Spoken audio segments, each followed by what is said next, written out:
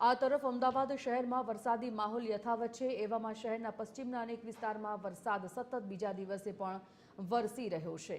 સોલા, ગોતા, ઘાટલોડિયા, ચાણક્યપુરી સહિતના વિસ્તારોમાં વરસાદી માહોલ છે।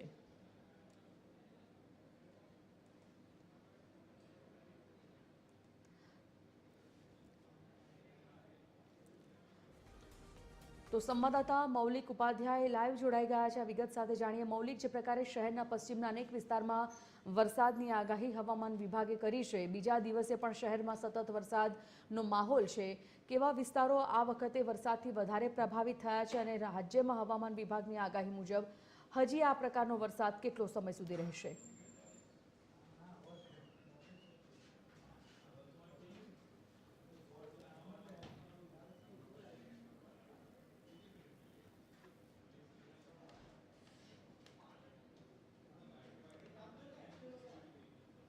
મૌલિક, મારો અવાજ આવી રહ્યો છે?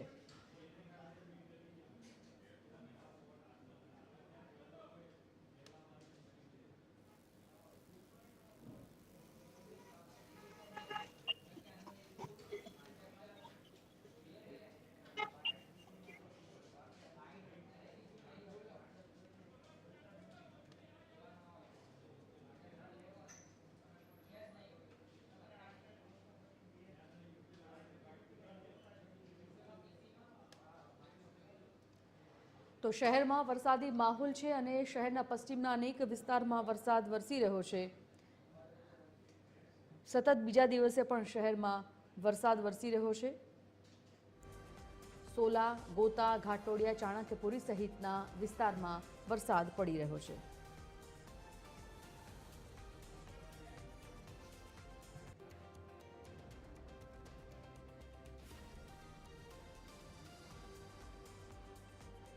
તો છેલ્લા ઘણા દિવસોથી વરસાદે જે રીતે માજા મૂકી છે, સતત અવિરત વરસાદ વરસી રહ્યો છે।